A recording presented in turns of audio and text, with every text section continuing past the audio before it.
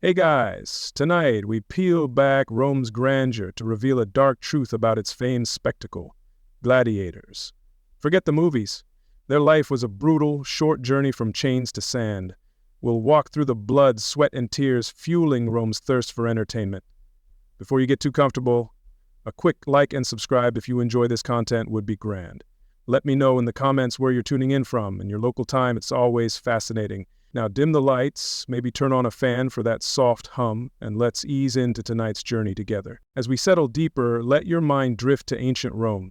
We often picture gladiators as heroes, icons of strength and courage, their legends echoing from the grand arena. The Coliseum, a stage for unparalleled spectacle, buzzed with an energy that captivated an empire. But tonight, we gently part the veil of romanticism. We'll explore the stark contrast between the public fascination, the roar of the crowd, and the grim, often unchosen lives of the fighters themselves. It's a journey beyond the popular image, into the shadows of the empire's most famous entertainment, aiming for understanding rather than adrenaline. The allure of the arena was magnetic, a potent force woven into the fabric of Roman life. Picture tens of thousands, from senator to citizen, filling colossal amphitheaters. The air, thick with anticipation, thrummed for the drama to come. These games, the Munera, were far more than sport. They were a cornerstone of Roman culture, a communal ritual that bound the populace in a shared visceral thrill. The sheer scale could be breathtaking, events sometimes spanning days, a testament to Roman organizational prowess and their deep craving for such potent displays. This was the zenith of Roman public entertainment, a meticulously crafted spectacle that gripped an empire. For Rome's elite, the games were a potent instrument. Staging lavish spectacles offered a direct route to public favor and significant political leverage. An emperor or wealthy magistrate could solidify their standing by sponsoring ever more extravagant contests. This was a clear display of immense wealth, certainly, but also a calculated act of public provision, fulfilling the masses' desire for bread and circuses, panem et circenses. The roar of the crowd wasn't solely for the combatants. It echoed the sponsor's influence. These events were inherently political, reinforcing social structures and allowing the powerful to exhibit both control and generosity. So what of the gladiators, as viewed by the Roman populace?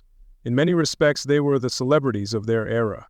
Their likenesses might decorate household items, graffiti could celebrate their triumphs, and children might emulate their preferred champions. The most skilled attained a peculiar form of stardom, a blend of reverence, apprehension, and at times romantic allure. They personified untamed power, rigorous discipline, and a readiness to confront mortality, virtues that resonated deeply within Roman society. This popular perception, however, frequently glossed over the harsh realities that guided them to the sand of the arena. Let us now softly shift our gaze from the shimmering facade to the darker realities hidden beneath. Who truly were these individuals, the men and occasionally women who shed blood for Rome's amusement? The heroic image often crumbles when we examine their origins. The vast majority were not volunteers chasing glory. Instead, the gladiator schools, or ludi, were primarily filled with slaves, purchased and intensely trained for the arena. They were also prisoners of war, unfortunate souls captured during Rome's relentless expansions, their lives now belonging to others.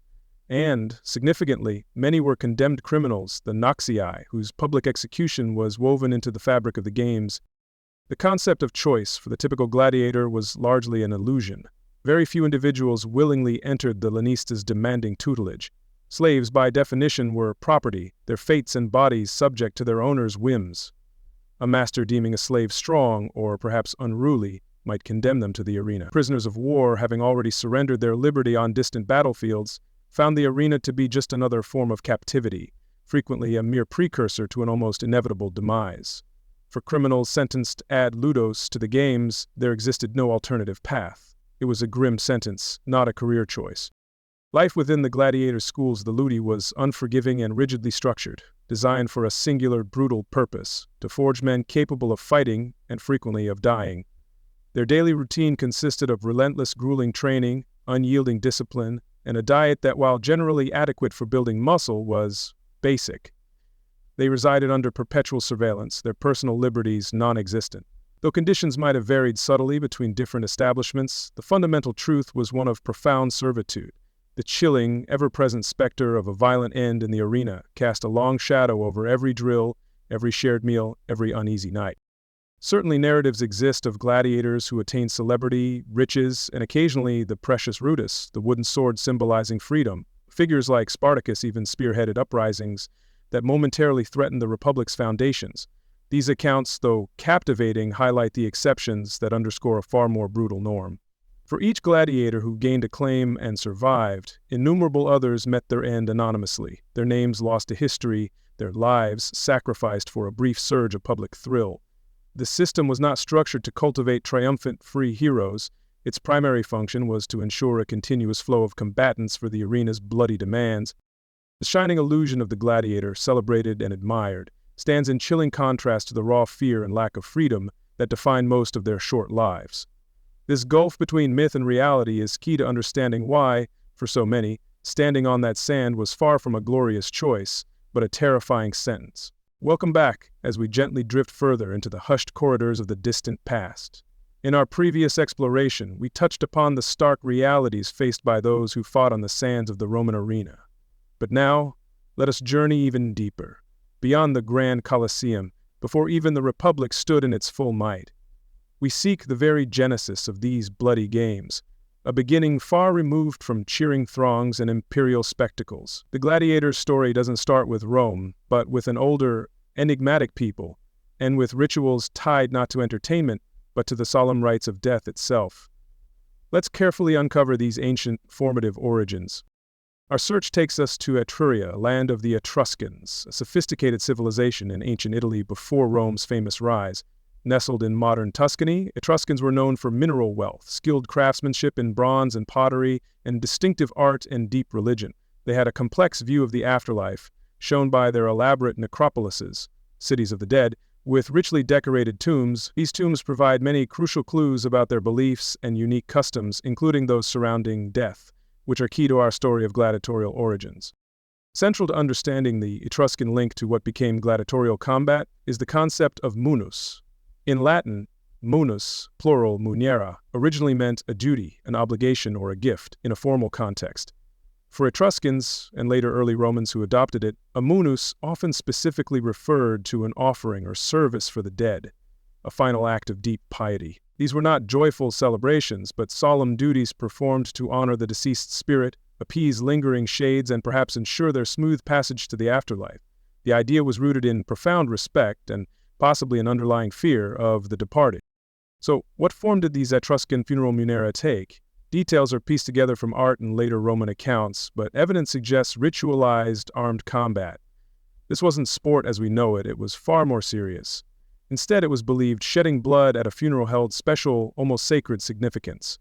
This blood supposedly nourished the deceased spirit, placated chthonic deities, or perhaps provided the departed with attendance in the afterlife. The combat likely involved prisoners of war or slaves, their lives offered as a potent sacrifice to a fallen noble.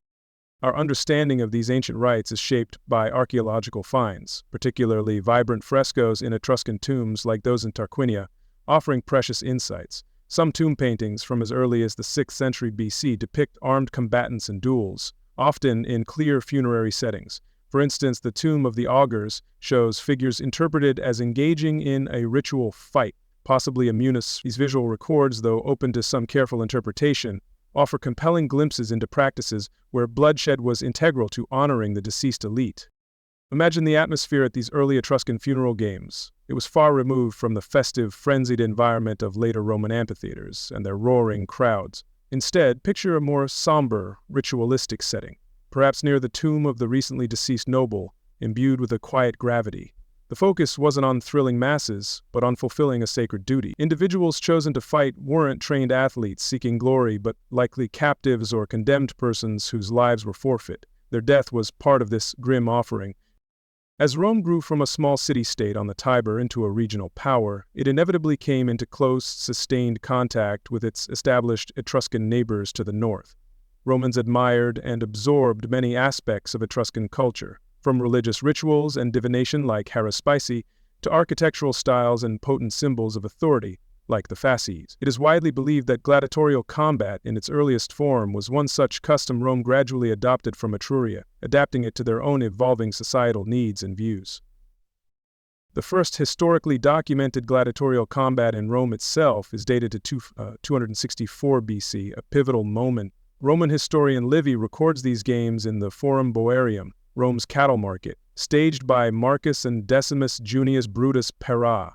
They held this combat to honor their deceased father, Junius Brutus Pera. For this event, 3 pairs of gladiators fought to the death. This occasion is consistently cited as the formal introduction of the Etruscan-style funeral Munus into Roman society. A modest affair, but a significant cultural import indeed. In these early days in Rome, gladiatorial contests kept their strong link to funerary rites, a solemn tradition. They were still muniera, offerings for the dead, typically sponsored by elite families to commemorate a deceased patriarch or another prominent figure. These events were not yet the massive public spectacles they would become. Often held in temporary wooden structures or open spaces like the Forum, their connection to specific funeral proceedings was clear. Their primary purpose remained rooted in familial duty and appeasing ancestral spirits. However, the Roman context subtly reshaped these games over time. While the funerary pretext often remained for some while, ambitious Roman aristocrats quickly saw the potential of munera for personal self-promotion and public display. Sponsoring increasingly elaborate gladiatorial contests became a way to display wealth, piety, and vital generosity to the populace. With each successive generation of nobles vying to outdo predecessors, the scale and frequency of these games grew steadily, shifting the focus towards impressing the living. The transition from solemn ritual to large-scale public entertainment was gradual, spanning many centuries, but the direction was unmistakable and led to vast changes. By the late Roman Republic and certainly into the imperial era, gladiatorial games had largely shed their exclusive funerary links, or these became quite secondary to their entertainment value. While a Munus might still be nominally dedicated to someone's memory, the events were primarily about thrilling spectacle, designed to captivate the urban masses of Rome and eventually the entire vast empire. Several powerful forces propelled this crucial transformation. Firstly, raw political ambition played a huge, undeniable role. Aspiring politicians and emperors used games, ludi as they also became known, in public festivals to curry favor with the electorate and the often restless urban populace. Providing bread in circuses, panem et circenses, became a key strategy for maintaining popularity and essential social control. Secondly, there was an immense public hunger for these spectacles. The thrill was simply irresistible. This evolution profoundly altered the games themselves, making them more elaborate. What began as simpler duels became increasingly complex and visually stunning. Different gladiator types emerged, with specialized weaponry, armor, and distinct fighting styles. The retiarius with net and trident, the secutor, the murmillo. Purpose-built amphitheaters, like the mighty Coliseum, were constructed for these spectacles, seating tens of thousands. Elaborate stagecraft, wild animal hunts, venissationes, and even mock naval battles, nomachii, were added. This transformation from sacred rite to mass entertainment deeply impacted those unfortunate souls forced into combat. In the earlier Etruscan or early Roman funeral context, while a death sentence, the sacrifice might have held some grim ritualistic significance, the fighter an offering. But as games became commercialized and scaled up for raw entertainment, the gladiator was increasingly seen as a mere resource, an expendable performer in a vast entertainment industry, their humanity further diminished by the baying crowds. The insatiable Roman appetite for these spectacles created a relentless, ever-growing demand for combatants. The small pool of prisoners or slaves from early funeral rites was woefully insufficient for the grander shows. A vast network emerged for sourcing gladiators. Prisoners of war from Rome's expanding frontiers, slaves bought and sold for the arena, and criminals condemned at ludum. Gladiator schools, the ludi, became brutal training centers, businesses run by Lenista who profited from buying, training, and leasing out these human lives. Consider the profound psychological shift for the person in the arena, their inner world. In early Etruscan rites, one might be told their death served to appease a great chieftain's spirit. A horrifying prospect, certainly, but one framed within a religious or spiritual context. Fast forward to imperial Rome. Now you die for the base entertainment of thousands of strangers, your fate decided by an emperor's whim or a fickle crowd's roar. Any semblance of sacred purpose was largely stripped away, replaced by brutal show business. Thus, a practice that may have begun with solemn blood spilt to honor a specific soul in ancient Etruria underwent a profound and telling metamorphosis over the centuries. It journeyed from the quiet gravity of the tomb to the deafening, chaotic roar of the Coliseum. This journey saw the gladiator change from a ritual offering, however tragic, into an entertainer, a commodity in Rome's vast machinery of public spectacle. The original link to death and sacred remembrance became a faint, almost lost echo. As the night deepens and the world outside grows still, let us continue our quiet journey into ancient Rome and the lives of those who faced the arena. We've explored game origins, but now we turn to the individuals. Who were these men, and sometimes women, who filled gladiator ranks? How did one find oneself on that blood-soaked sand, facing death for others' amusement? The paths were many, but few were chosen freely. Tonight, we explore the recruitment of the unwilling and the truly desperate. Before we delve into specifics, it's vital to understand a fundamental truth. Most gladiators did not choose their fate. The romanticized image of the heroic volunteer eagerly seeking fame is largely a distortion, a myth cultivated more by modern cinema than historical reality. For most, entry into the gladiatorial profession was a sentence, not a career choice. It was a path paved with coercion, misfortune, or the brutal exercise of power by others. Their agency was stripped away long before they ever lifted a weapon in the arena. One significant source for gladiators during Rome's centuries of expansion was its battlefields. Rome was a state almost perpetually at war, its legions pushing the boundaries of the Republican Empire ever outwards. Each victory yielded not just land and resources, but also vast numbers of captives. These prisoners of war, or POWs, from Germania, Gaul, Dacia, and countless other regions, often found their lives shattered, their futures dictated entirely by their Roman conquerors. Many were destined for slave markets, and a grim portion of those for the arena. Imagine the captured warrior, proud and free only days before, now shackled and marched hundreds of miles to Rome, or another major city with an amphitheater. Stripped of name, tribe, and dignity, these men became chattel. Those deemed physically suitable, strong, resilient, perhaps with a defiant spark, a Lenista, gladiator owner and trainer, might find promising, could be sold directly to a Ludus, a gladiatorial school. Here their transformation into instruments of entertainment would begin, a brutal reconditioning far from home. The psychological toll on these captive warriors must have been immense, a crushing weight. Forced to train and fight, often against fellow captives or even their own countrymen, they were made unwilling participants in a spectacle glorifying their conquerors.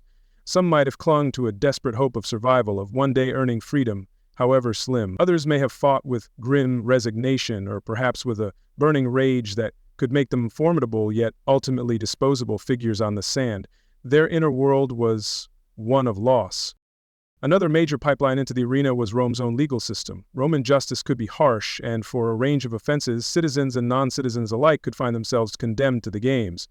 This was known as damnatio ad ludum, condemnation to the games, or sometimes damnatio ad gladium, condemnation to the sword. For the most heinous crimes, or for those deemed utterly beyond redemption, like arsonists or rebels, there was also damnatio ad bestias, condemnation to be killed by wild animals, a particularly gruesome public execution. Those unfortunates, labeled as noxii, were the lowest tier of the condemned, individuals whose crimes were deemed so severe that their sentence was simply death in the arena, often with little training. They weren't expected to put up a skilled fight. Their purpose was to die, often in midday executions or staged mythological reenactments that ended fatally. These were public executions designed as a terrifying deterrent, a spectacle of state power where the condemned were dispatched with brutal efficiency, their suffering a grim warning. Their path was short and hopeless. For those condemned at ludum, the sentence was slightly different, though still overwhelmingly a death sentence. These individuals were handed over to a Lenista to be trained as gladiators. This offered a sliver more hope than being thrown to beasts or executed outright. If they survived their training and then managed to survive a certain number of arena fights, perhaps for 3 to 5 years, there was a remote possibility of release. However, the Ludus's daily brutality and combat's constant threat meant few domini ever lived to see that freedom. Beyond POWs and condemned criminals, Roman slavery provided another steady stream of recruits for gladiator schools. A master owning a particularly strong, agile, or perhaps merely troublesome slave might decide to sell him to a Lenista. This could be a way to profit from problematic property or offload someone deemed too dangerous for domestic work or agricultural labor. For the slave, this transition meant moving from one form of bondage to another, often far more lethal form, without any say in the matter. The transaction was purely economic, devoid of consideration for the slave's desires or well-being. A Lenista would assess a slave like a buyer inspects livestock, checking teeth, muscle, temperament. A price agreed, the slave became the Lenista's property, an investment from which profit was extracted through training and combat. These individuals were commodities, bought and sold, their lives and deaths entered into ledger. Their value was measured in their capacity to bleed and entertain, a chilling calculus of human worth. It's crucial to reiterate the absolute lack of consent for slaves destined for the arena. They had no legal rights, no voice in their own fate. If their master decreed they would become a gladiator, then a gladiator they would become, or die resisting. There was no negotiation, no appeal. Their bodies, their skills, their very lives were subject to the whims and economic interests of their owners. This complete powerlessness is central to understanding why a gladiator's life, for so many, was an existence defined by dread. Now, amidst this overwhelming tide of the unwilling, there existed a small yet notable category, the Alporti. These were free Roman citizens, or sometimes freedmen, who voluntarily signed a contract, octormentum, to become gladiators. It's easy to romanticize this group as brave thrill-seekers, but reality was often far grimmer. The number of true volunteers driven by a thirst for glory alone was likely minuscule. Most Alporti were driven by sheer desperation, seeing the arena as a last, perilous resort in a life offering few other options. What could drive a free person to willingly face such odds? The primary motivator was often crushing debt. In a society with no social safety net, severe debt could mean ruin, loss of status, or even enslavement. Others might have been ex-soldiers, skilled in combat but unable to find their place in civilian society, drawn to a life of discipline and danger. Extreme poverty, starvation, or the desire to provide for dependents could also push individuals to this hazardous choice. The lure of potential prize money might have seemed the only way out. When a free man chose this path, he signed an octoramentum with a Lenista. This contract was a solemn, terrifying act. By it, the volunteer swore an oath to submit to the Lenista's will, uri vinciri verberi verac necari, to be burned, bound, beaten, and killed by the sword. He effectively surrendered his civic rights and social standing, becoming akin to a slave for his contract's duration. He agreed to endure brutal training and face death in the arena, all for a signing bonus and possible earnings if he survived. For these volunteers, the decision was a grim calculus. They weighed their current desperate circumstances, inescapable debt, starvation, or social ignominy, against the arena's brutal certainties and faint possibilities. The choice was often between a slow social or economic death outside and a swift, violent one on the sand, with the slimmest chance of fame, fortune, or eventual release.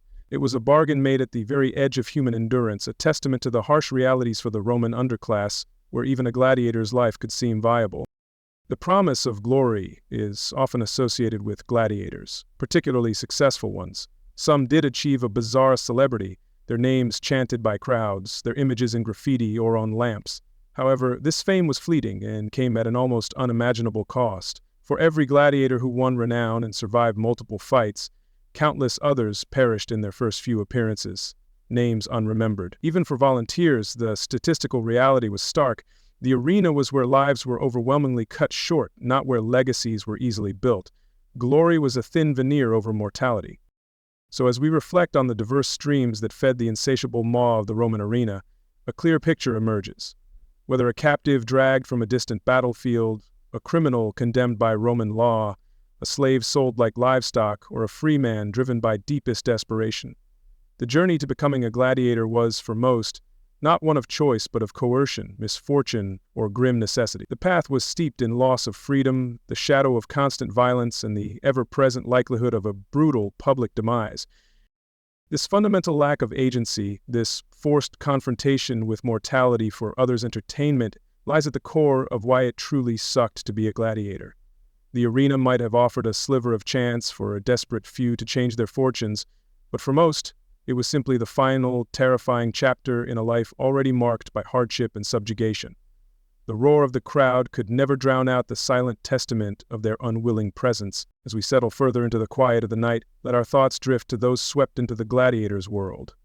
We've considered their origins, but once ensnared, where were they taken? What institution forged humans into instruments for the arena's deadly spectacles? Tonight we explore the grim gladiatorial school, the Ludus, and meet its master, the Lenista. This was the crucible where their suffering was shaped, where men were systematically broken and rebuilt for the baying crowds, a place far removed from any notion of heroic preparation, designed instead for brutal efficiency and the cold calculus of entertainment. The Lenista was the owner and manager of Gladiators, an entrepreneur dealing in human lives conditioned for combat. Socially, Lenista were often disdained by Roman elites. Their profession, though providing popular entertainment, was considered infamous, akin to pimps. Regardless of any wealth accrued, true respectability often eluded them. Their primary motive was profit. Ludus was a brutal business. Acquire potential gladiators cheaply, slaves, criminals, desperate volunteers, invest in their training, then lease or sell them for a high price. Every decision, from food to medical care, was weighed against its impact on profit, a stark reality for those in their charge. Within his Ludus, the Lenista's power was virtually absolute. He controlled his gladiators' bodies, training, diet, and their very survival, disciplining them with brutal severity. He decided their contracts, often leading to their deaths. This immense authority made him a feared figure. Despite their crucial role in the beloved games, Lenistae were viewed as a necessary evil, purveyors of human suffering. Roman law classified them as infamous, carrying social disabilities. They were the unsavory but essential cogs in a society that craved the bloody spectacles they orchestrated, existing in a strange societal shadow. The Ludus Gladiatorius was far more than a school. It was a prison, a barracks, and a place of intense conditioning. Designed to strip away former identities and remold recruits into fighting machines, security was paramount. Escape was incredibly difficult and severely punished. Imagine a new recruit, a bewildered POW, a resigned criminal, or a sold slave arriving. The initial experience was shock and despair, the clang of weapons, shouts of trainers, groans of the injured, and a pervasive atmosphere of fear and strict control. This was the grim welcome to their new life under constant unforgiving watch. The living conditions within a typical Ludus were deliberately Spartan and harsh, reflecting the low value placed on the individual beyond their fighting capability. Gladiators were usually housed in small, cramped cells called cellae, often arranged around a central training yard. These offered minimal comfort or privacy, typically containing just a straw mat for sleeping, and few, if any, personal belongings. Sanitation was rudimentary, and the close, crowded quarters meant diseases could spread easily. This was not a place for rest or quiet reflection, but a stark holding pen, designed for control and the most basic maintenance of the Lenista's human inventory. The diet provided, the Sagina Gladiatoria, was carefully calculated, but not for pleasure. It was fuel to build muscle and provide energy for grueling training. Meals, high in carbohydrates like barley and beans, were designed to make them strong and perhaps create a fat layer to protect organs from superficial cuts, prolonging the spectacle.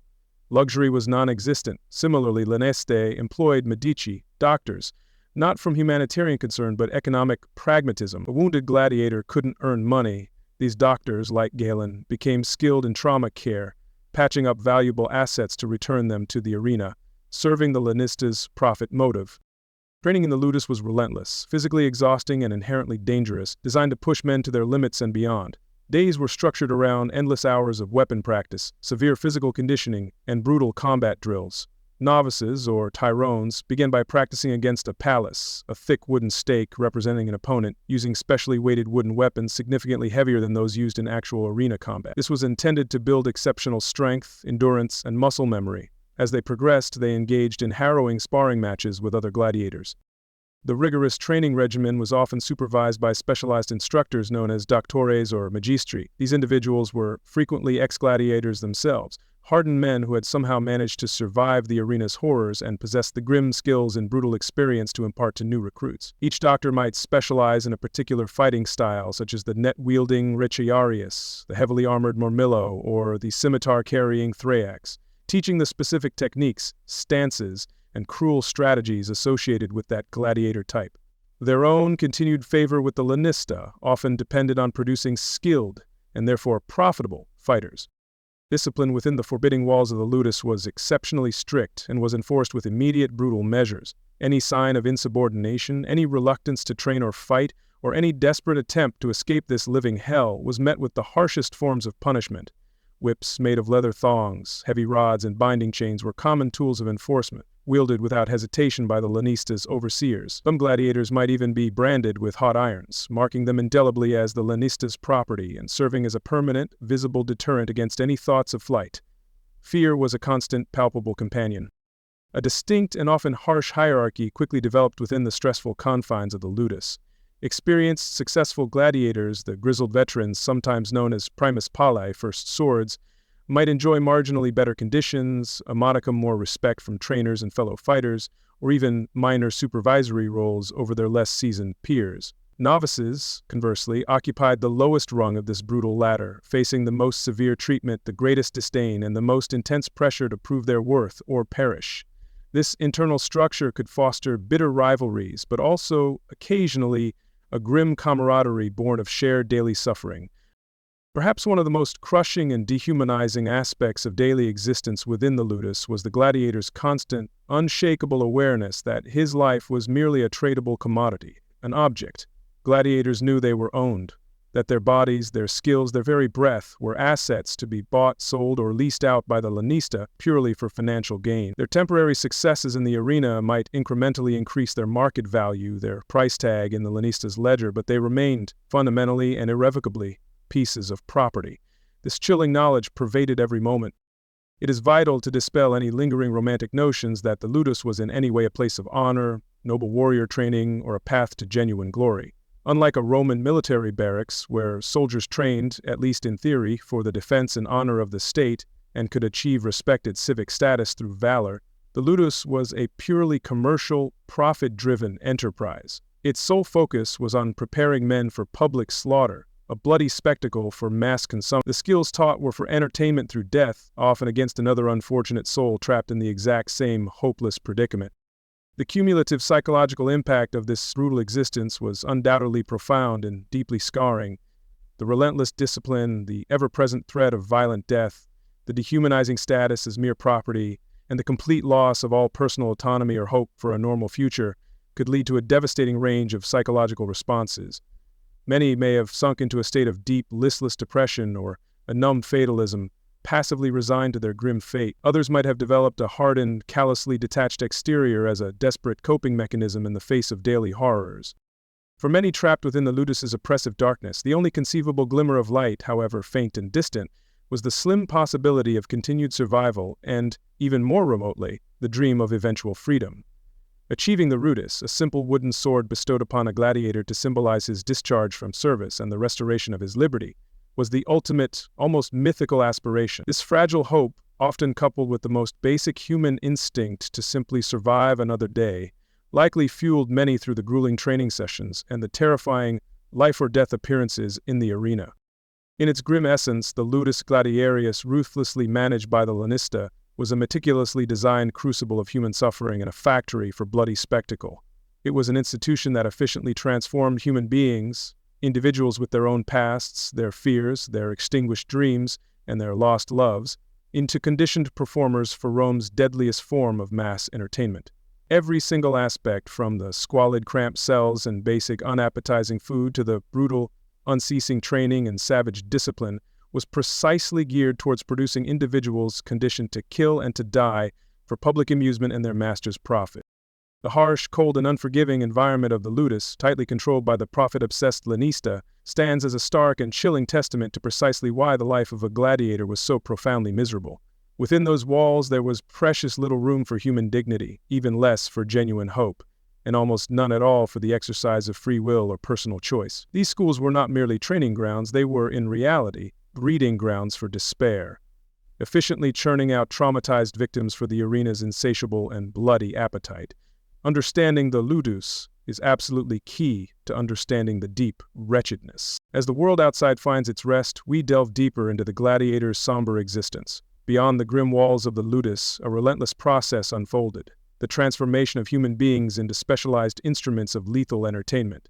This was not a path of glory eagerly sought, but one of unceasing toil. Tonight, our quiet exploration focuses on the grueling training regimens, the punishing daily drills, and the deadly specialized skills these unfortunate souls were forced to master. This was where the body and spirit were systematically conditioned for the arena's brutal demands.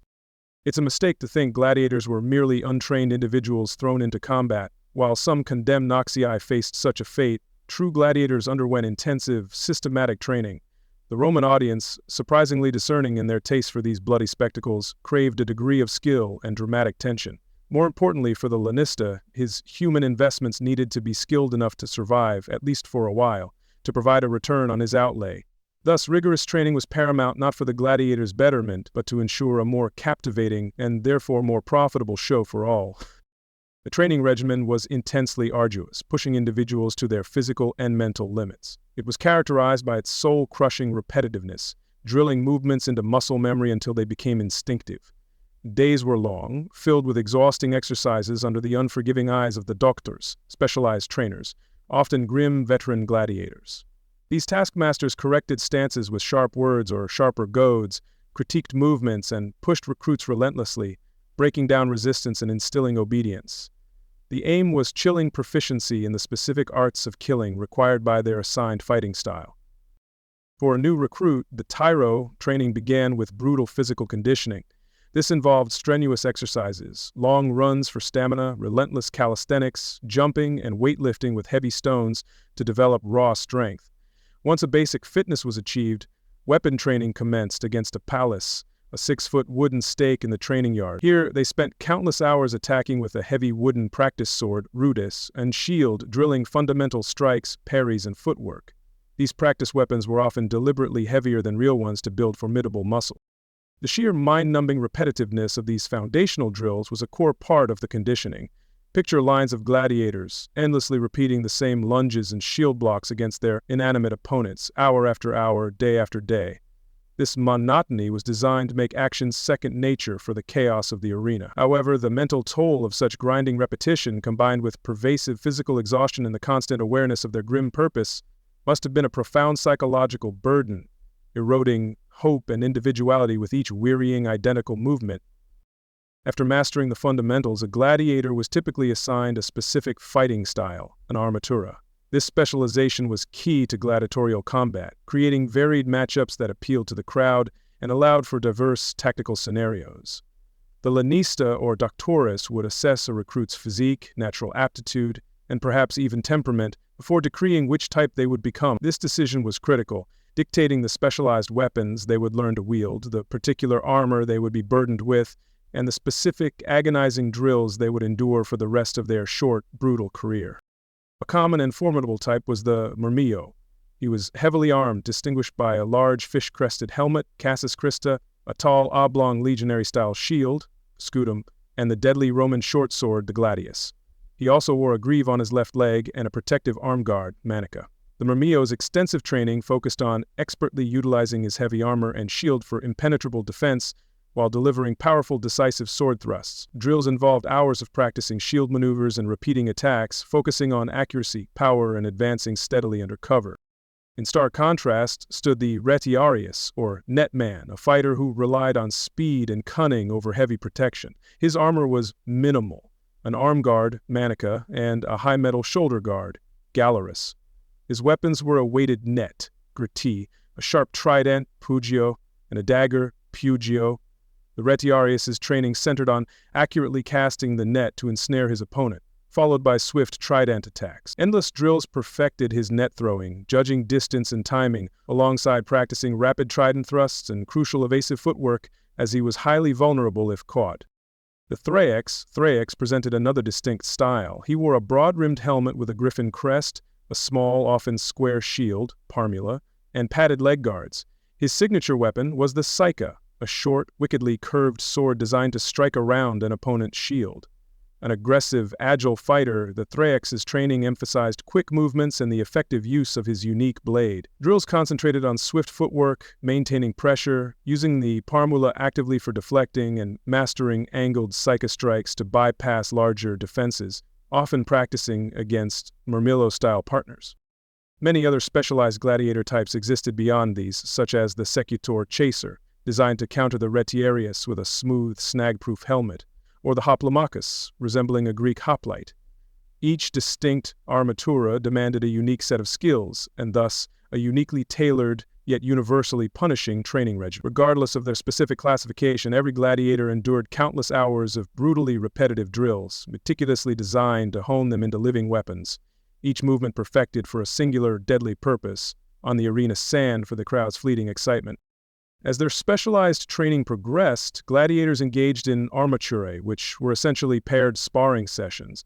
They would often practice against colleagues equipped in the very styles they were most likely to face in actual arena combat. These intense practice fights were typically conducted with blunted or heavy wooden weapons, but they remained intensely physical and inherently dangerous. Injuries were not uncommon, even with these precautions. These sessions were crucial for learning timing, judging distance, and reading an opponent's moves, all under the critical gaze of the Lenista and doctors. The daily reality of this specialized training was an unrelenting, soul-destroying grind. From the first light of dawn until the fall of dusk, with only minimal respite for basic sustenance, the Ludus would echo with the sounds of strenuous exertion, the clang of practice weapons, and the sharp commands of trainers. The physical toll on the gladiators was naturally immense. Chronic muscle soreness, painful sprains, debilitating fractures, and profound exhaustion were simply an accepted, unavoidable part of everyday life in these brutal training establishments. The psychological impact of these repetitive, punishing drills was just as significant as the physical torment.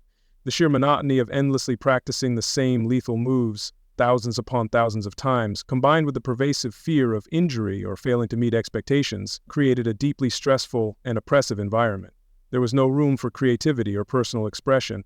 It was about conforming to a prescribed set of deadly actions. This, coupled with the constant pressure and dehumanizing conditions, weighed heavily on their minds day after weary, pain-filled day.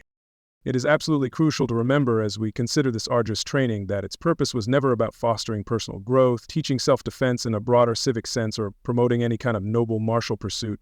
It was entirely and brutally about transforming a human being into a more effective, more visually exciting, and therefore more profitable commodity for the Lenista, and a more thrilling, blood-soaked spectacle for the Roman crowd. The deadly skills imparted were purely functional, designed exclusively for the unique and savage context of arena combat.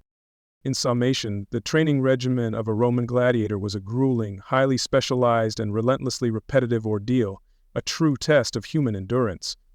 While it undoubtedly produced skilled and formidable fighters, individuals capable of captivating vast audiences with their deadly prowess and intricate techniques, it was, at its very core, simply another layer of their profound and inescapable suffering. Each perfected strike, each painfully mastered defensive maneuver, was merely one more laborious step closer to the arena, where these hard-won skills would be brutally tested in a life-or-death struggle. This highly refined system of suffering, this meticulous conditioning for death, was a defining characteristic of what made being a gladiator so wretched. It wasn't just random violence, it was calculated, drilled-in violence, where every ounce of their energy was channeled into becoming better instruments of slaughter. The repetition, the pain, the lack of autonomy, and even how they learned to fight, all contributed to a life stripped of meaning beyond the next command, the next drill, the next fight. This intense preparation was the grim prelude to the arena's ultimate test, sealing their fate. As we drift further into quiet hours, let's turn to an unexpected aspect of a gladiator's existence in ancient Rome.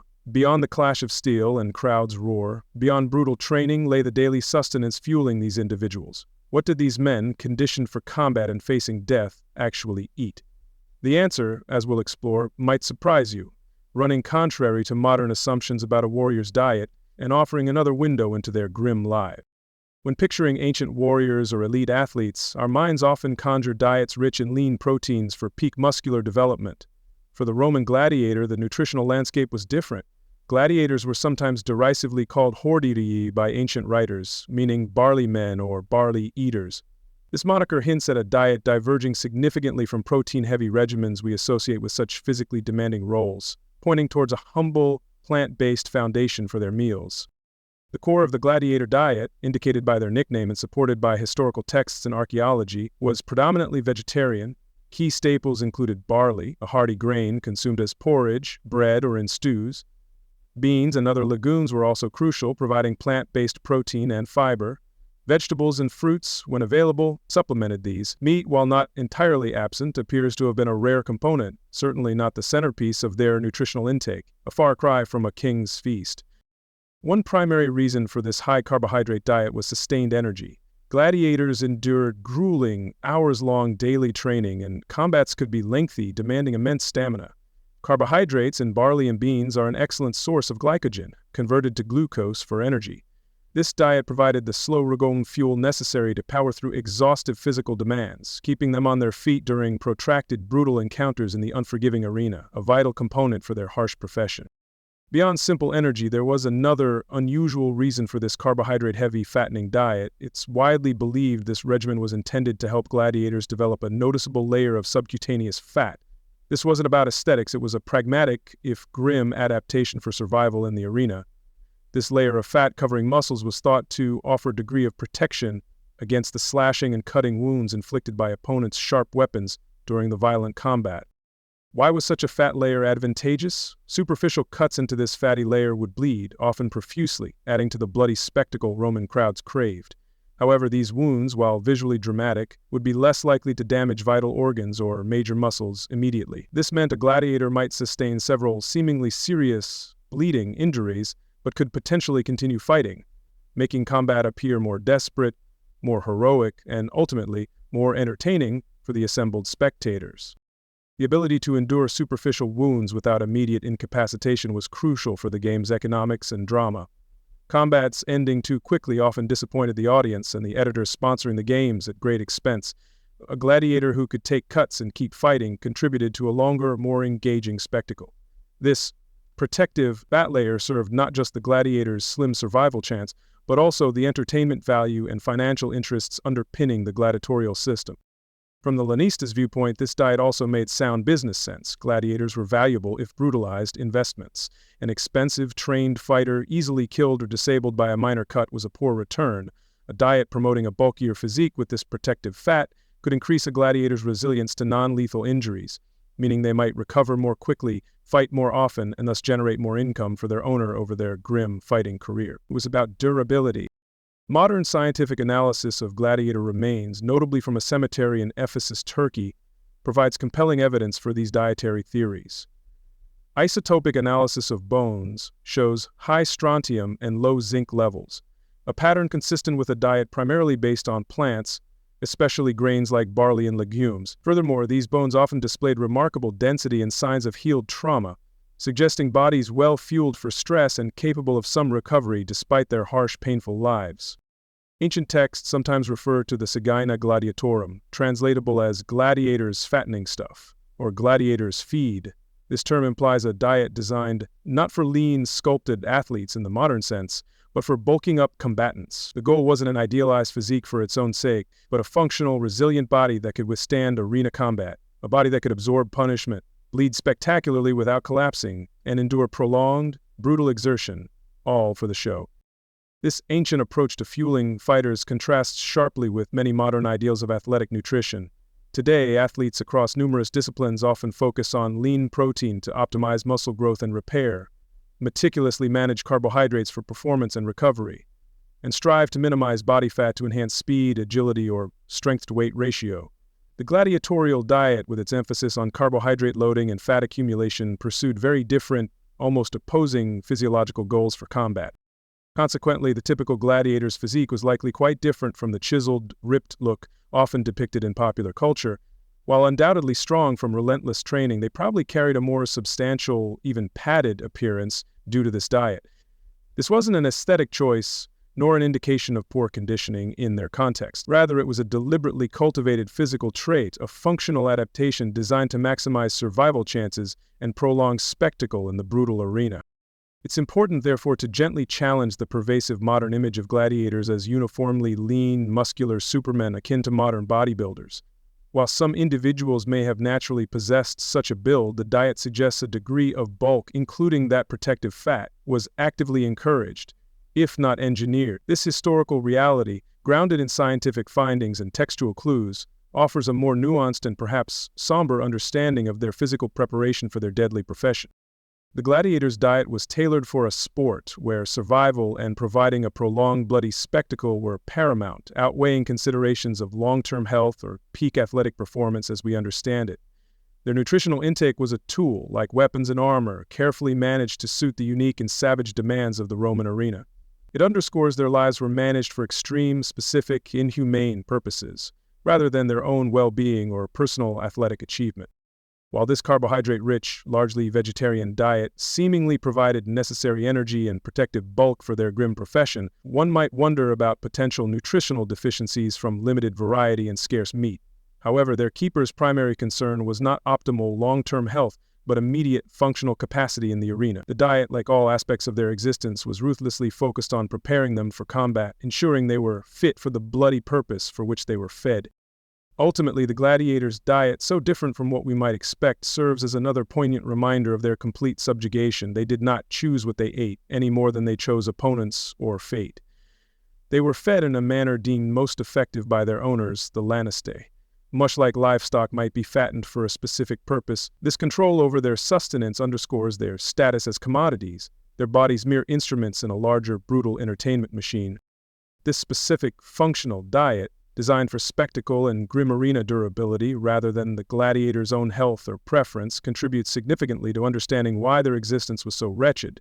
It wasn't about nourishing a respected warrior for optimal well-being. It was about stoking a biological machine for a performance, usually ending in injury or death. Every meal reminded them of their expendability and the brutal pragmatic calculus governing their short, violent lives in service to Roman entertainment. And so, as we consider the barley and beans forming their diet staple, let us remember that even this most basic aspect of human life, eating, was for the gladiator inextricably linked to arena horrors. Their food wasn't a source of pleasure or personal choice, but another carefully managed tool of their trade, a grim preparation for the bloodied sand. It was a diet for dying, or at least for dying in a way satisfying the unique demands of their captors and the Roman crowd. As the stillness of night deepens, our thoughts turn to the gladiators' world beyond the intense, brutal training sessions. What was the daily fabric of life within the formidable walls of the Ludus? This was not just a training camp, but their entire circumscribed existence. Tonight, we gently explore the monotonous routines that governed their hours, the pervasive fear that shadowed their every moment, and the immense psychological landscape of men living perpetually under an inescapable sentence of death, a life far removed from ordinary Roman experience.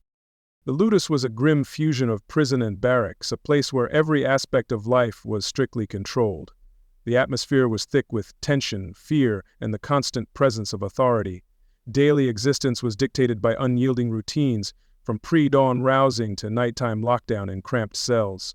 Meals, training, rest, all were scheduled, leaving no room for personal autonomy. This relentless regimentation was a key tool in breaking down individuality and enforcing obedience, ensuring the Lenista's human assets were managed with maximum chilling efficiency. Outside the exhausting training, a strange mundanity filled their hours, sharply contrasting with their terrifying destiny. Basic meals of barley and beans were consumed not for pleasure but for fuel. Time was allocated for the care of their meager equipment, oiling armor, checking straps, tasks that, while routine, were tied to their survival. But this was all within the context of profound confinement. Gladiators were prisoners, their contact with the outside world minimal and controlled, amplifying their sense of isolation and powerlessness within their stone-walled world.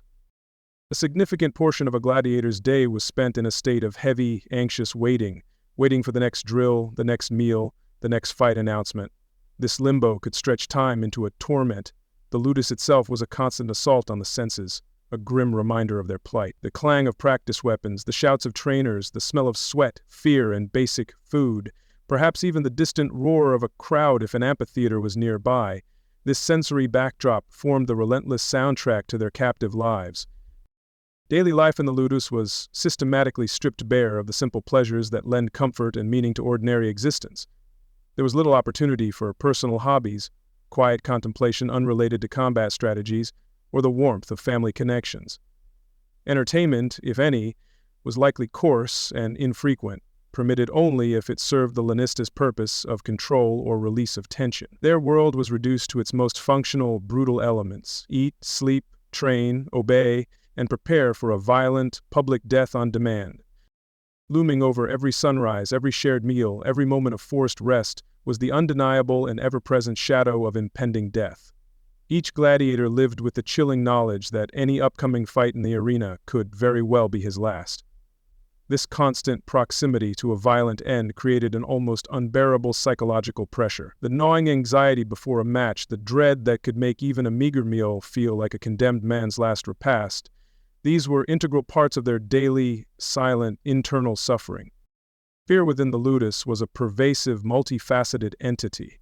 It wasn't solely the ultimate fear of death on the arena sand, but a host of other daily anxieties that constantly gnawed at their minds.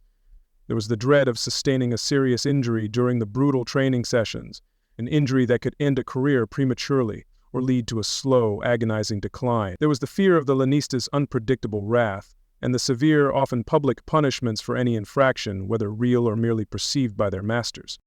The psychological burden was profoundly intensified by the grim necessity of witnessing the fate of their comrades. They would see fellow gladiators seriously injured or even killed during training exercises. They would see men depart for the arena, some outwardly brave, others visibly terrified, and then wait for the news of who had survived and who had perished. This constant exposure to the violent consequences of their shared profession served as a stark daily memento mori, a grim reinforcement of their own precarious and fragile hold on life. Faced with such unrelenting psychological stress, the constant threat of death, and the sheer monotony of their existence, gladiators undoubtedly developed various coping mechanisms to endure their plight. Some might have succumbed to a deep, pervasive fatalism, a kind of resigned acceptance of what they saw as their inevitable bloody end. Others may have cultivated a hardened emotional detachment, constructing an internal wall to shield their feelings from the daily horror. Gallows humor, that dark, biting wit born of desperate situations, might also have provided fleeting moments of shared, grim relief. One can only begin to imagine the tormented landscape of their dreams and inevitable nightmares. Sleep, when it finally came amidst the cramped and often noisy conditions of the cells, was unlikely to be a peaceful or restorative escape for many of these men. Their subconscious minds were likely haunted by vivid images of combat, by the contorted faces of fallen comrades, by the deafening roar of the unseen arena crowd, or perhaps by fleeting, painful memories of a life lived before the Ludus claimed them. The terror of their waking hours would invariably seep into their sleep. The entire brutal system of the Ludus was, in many fundamental ways, meticulously designed to erode the gladiator's original sense of identity and treasured individuality. Upon entry, personal names might be changed or replaced with fighting monikers. Connections to their past lives, to family and community, were deliberately severed or allowed to wither. Their entire existence was systematically reframed solely around their designated role as a fighter, a performer for the arena. This stripping away of personal history was a profound act of psychological violence. In this melting pot of fear, institutionalized violence, and a grimly shared destiny, what were the prevailing social dynamics? These men, hailing from vastly diverse backgrounds, captured prisoners of war from distant lands, condemned Roman criminals, slaves sold off by their masters, and a few desperate volunteers, were thrown together, forced to live in close, often uncomfortable, proximity. Did this shared fate foster strong, unbreakable bonds of camaraderie, a genuine brotherhood forged in the fires of mutual suffering? Or did the inherently competitive nature of their training breed suspicion and rivalry? There is compelling, though sometimes subtle evidence to suggest that moments of profound humanity and genuine camaraderie did manage to pierce through the overwhelming brutality of their daily lives. Gladiators are known to have formed collegia, essentially burial societies, to ensure that their fallen comrades received proper funeral rites, a poignant testament to the bonds they shared. Inscriptions on tombstones sometimes speak of loyalty, companionship, and even love between these men. In such an extreme environment, small acts of kindness or solidarity would have been deeply significant. Were there any small comforts or fleeting distractions available to alleviate the grim monotony and ever-present fear? Perhaps. Gambling with makeshift dice or knucklebones, a common pastime for soldiers and those in confinement, might have helped pass some of the endless hours. Storytelling, the sharing of tales from past lives, however embellished, or the boasting of imagined future glories, could have offered a temporary mental escape. A secretly cherished memento from a former life, a small worn carving or a faded token might have provided a fragile link to a lost identity. Ultimately, daily life within the oppressive confines of the Ludus was a constant, arduous struggle for these men to retain some semblance of their innate humanity in an environment meticulously designed to strip it all away.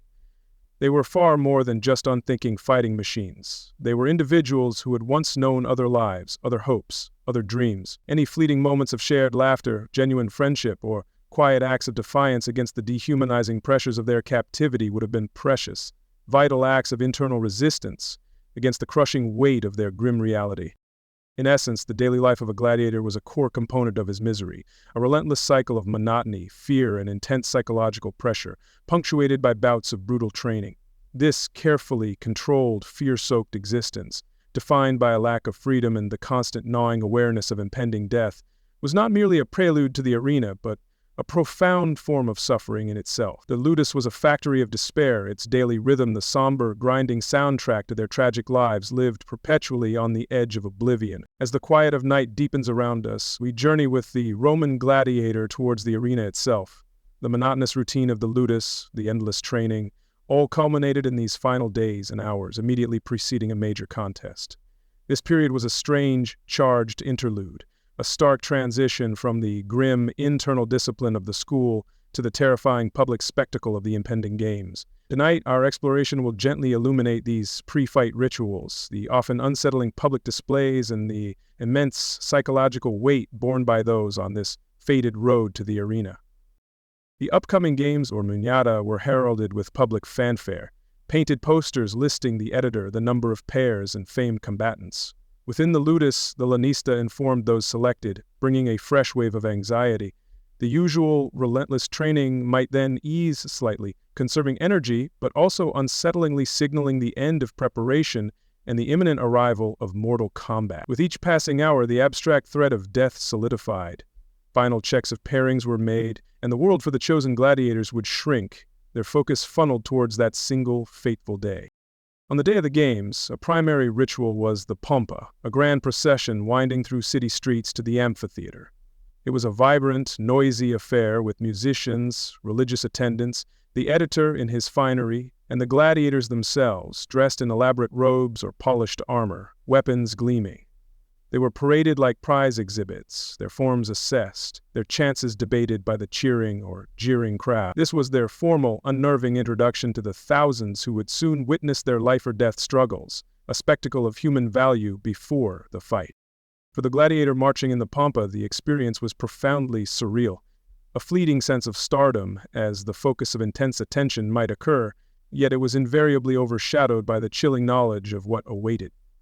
The roar of the crowd, the pointing fingers, the weight of countless expectant eyes, all contributed to an immense psychological burden. Simultaneously, the Pompa served the editor a magnificent opportunity for self-promotion, displaying wealth and civic importance, with the gladiators as mere pawns in this grand pageant of power and social currency. The night before the games, another significant and deeply unsettling ritual unfolded, the Cena Libera, literally the free dinner or public banquet. This was a lavish feast provided specifically for the gladiators scheduled to fight, in stark, almost cruel contrast to their usual Spartan and functional diet within the Ludus. The Cena Libera offered an unaccustomed abundance of rich foods, potent wine, and various delicacies. It represented a final, perhaps hollow, indulgence before the potentially fatal encounters that lay just a few short hours ahead on the unforgiving arena sand. The Cena Libera was often a public affair, not merely a private meal. The populace, or at least certain segments, might be invited to observe the gladiators as they consumed this opulent meal. Tables would be laden with roasted meats, a true rarity for them, fruits, fine breads, and flowing wine. This very public display of feasting served to further highlight the gladiators as special, set apart, and about to engage in an extraordinary life-threatening undertaking. For the onlookers, it was a peculiar chance to see these men up close, fueling a morbid curiosity about their demeanor. How did the gladiators themselves navigate this strange theater of the Cena Libera? Their reactions undoubtedly varied greatly, reflecting their individual temperaments and coping mechanisms. Some, perhaps embracing a grim fatalism or determined to seize any final pleasure, might have indulged heavily in the unaccustomed rich food and potent wine. Others, their stomachs churning with gnawing anxiety and the deep dread of the morrow, may have found it utterly impossible to eat, the lavish spread before them a cruel mockery of their impending probable doom. It was also a time for some to make final arrangements, perhaps dictating a will. The Cena Libera presented a profoundly unsettling juxtaposition of atmospheres. For the public spectators admitted to the event, it could be a festive, titillating prelude to the main games, a unique chance to mingle near the famed or soon-to-be famous combatants, observing them in a seemingly more relaxed state. For the gladiators themselves, however, the air, despite the rich food and drink, was likely thick with unspoken fear, immense tension, and a deep collective sorrow. Despite each sip of wine could have been tinged with the bitter knowledge that it might be their very last. Following the disquieting public display of the Cena Libera, the gladiators would be escorted back to the Ludus, or, more likely, to a secure holding area within or near the amphitheater for their final, agonizing night. True, restful sleep would have been a precious but largely elusive commodity for most. Minds would race, replaying training drills, imagining unknown opponents, or tormented by raw fears of pain, mutilation, and the finality of death. The slow, chilling arrival of dawn on the day of the games would feel heavy with the grim weight of inescapable inevitability. In those last tense hours before entering the arena, what mental preparations could they possibly undertake? Some, particularly seasoned veterans hardened by previous encounters, might have attempted to achieve a state of focused calm, methodically recalling their training and visualizing success against their designated foe. Others, especially terrified novices facing their first public combat, might have been nearly paralyzed by fear, struggling desperately to control their trembling limbs or racing hearts. Even when surrounded by fellow gladiators sharing the same terrible fate, a profound sense of isolation could easily prevail. A significant component of the immense psychological burden carried by each gladiator was the certain knowledge that their ensuing struggle, their display of skill, their courage under duress, and potentially their very public death, would be intently witnessed by thousands upon thousands of expectant, often bloodthirsty eyes. The Roman amphitheater was not merely a sports field, but a vast, intimidating public stage. There existed an unspoken, immense pressure not just to fight for one's life, but to perform well, to provide a compelling show, and to die bravely if death proved unavoidable. These elaborate pre-fight rituals, the grand Pompa through the city and the strangely public Cena, while meticulously designed to build palpable excitement for the Roman audience and to enhance the civic prestige of the editor sponsoring the games, undoubtedly served to amplify the psychological torment endured by the gladiators. They were repeatedly put on display, their impending, potentially lethal fate a subject of public discussion, wagering, and base entertainment. There was no quiet dignity, no private contemplation afforded them for long. In conclusion, the days and hours that immediately preceded a gladiatorial contest were filled with a series of highly orchestrated rituals. While these events might have appeared grand, festive, or even celebratory to an uninformed outsider, they were, for the actual participants, laden with profound dread and escalating psychological pressure. The Pompa showcased them like valuable, yet ultimately disposable, sacrificial offerings, and the Cena Libera often felt like a final, hollow indulgence before they stepped into the abyss of the arena, their lives hanging by a thread.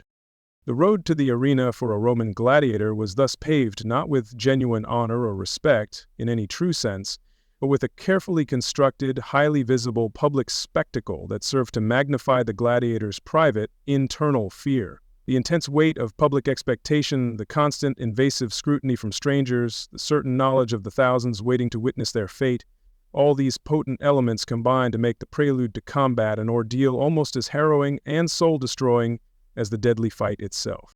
These pre-fight observances, far from offering solace or respect, often stripped the gladiators of their last vestiges of privacy and dignity before they faced potential annihilation. Being paraded and publicly fed like prized livestock being readied for slaughter only heightened their sense of objectification and helplessness. The blend of public exposure and the imminent threat of a violent death created a unique form of torment, a public countdown to a deeply personal and terrifying ordeal managed for the consumption of others.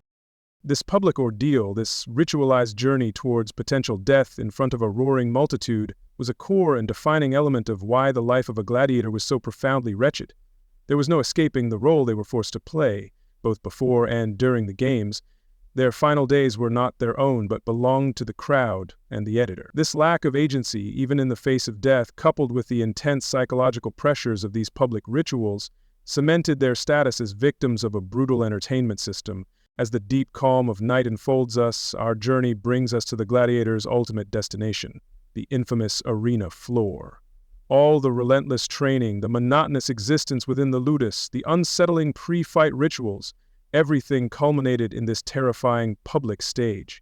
Here, under the unblinking gaze of tens of thousands, life and death were transformed into a horrifying spectacle. Tonight, we gently step onto that blood-soaked sand to explore the chaos, the deafening noise, and the grim, inescapable realities of combat within the Roman amphitheater.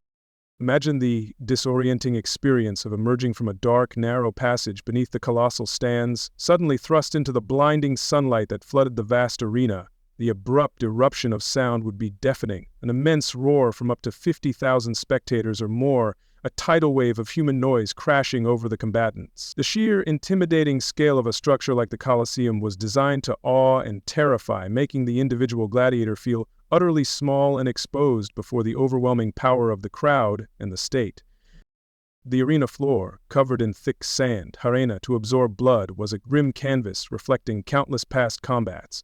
The air might carry the metallic tang of old blood mixed with sweat, fear, and perhaps perfumes used to mask fouler odors. In these initial heart-pounding moments, Gladiators might salute the editor, the emperor, or magistrate. While the famous morituri te salutant was rare, the sentiment of acknowledging impending mortality before power resonated. This was the stark point of no return, the finality of their dreadful situation brutally apparent to all. Suspended above them, the crowd was a colossal, undulating ocean of faces, stretching up into the highest, cheapest tiers of the amphitheater.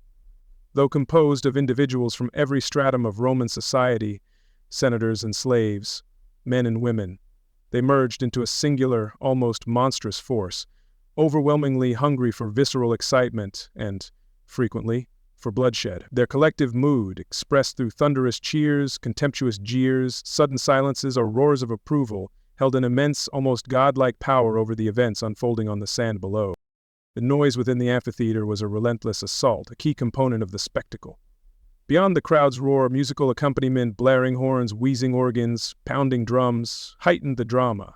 Attendants shouted, gamblers cried out odds. Meanwhile, Roman elites, including the editor, observed from shaded, comfortable seats, often with a chilling detachment. For them, the games were frequently political theater, a display of public generosity, their interest more in crowd control and the spectacle's smooth execution than in the individual lives being extinguished for their amusement. Gladiatorial duels were often the climax of a long day of varied, brutal entertainments. Mornings might feature venaciones, wild animal hunts, pitting beasts against each other, or armed bestiary. Midday often saw the gruesome public executions of noxi, condemned criminals.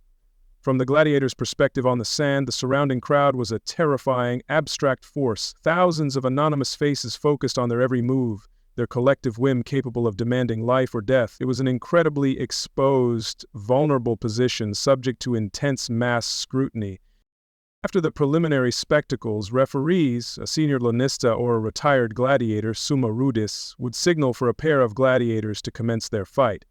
The shift from tense anticipation to sudden, violent action was abrupt. Years of training and months of dread funneled into immediate, desperate moments.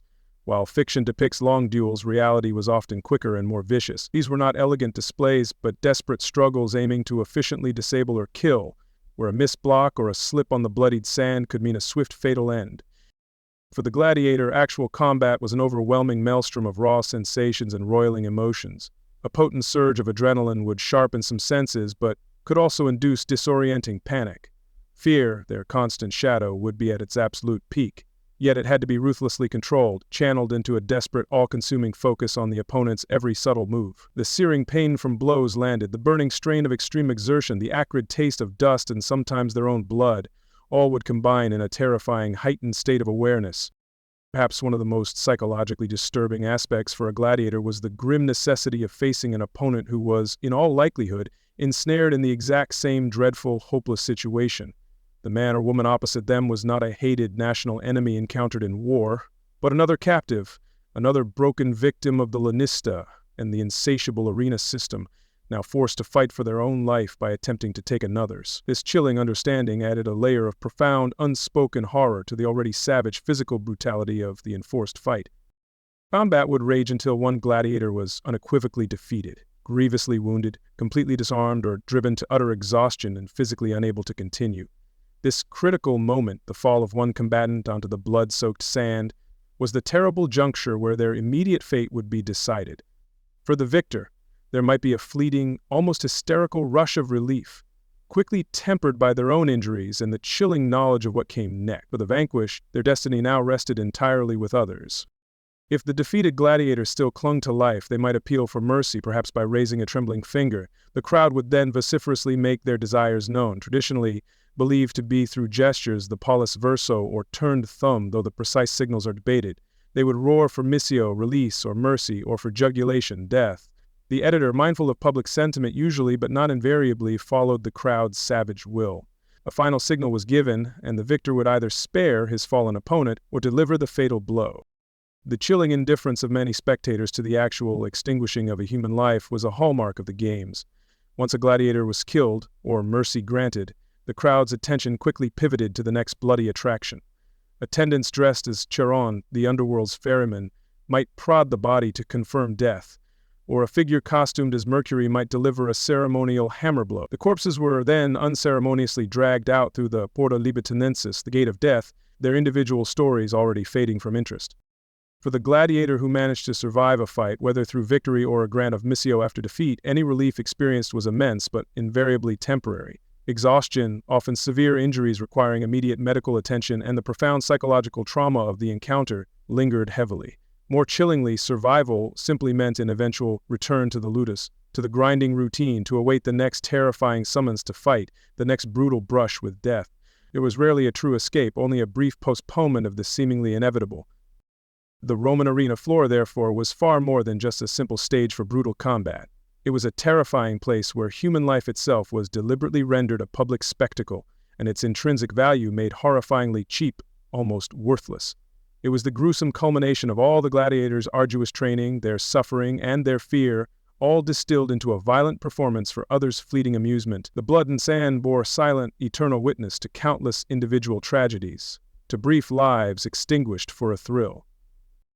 Ultimately, the raw, visceral experience on the arena floor stands as the most undeniable and potent expression of why it so profoundly, deeply sucked to be a Roman gladiator. It represented the terrifying apex of their brutally controlled and systematically dehumanized existence, a place of forced, lethal violence, of public humiliation or hollow, fleeting glory, and an overwhelming, statistically probable likelihood of enduring a painful, very public and undignified death, all for the capricious pleasure of others.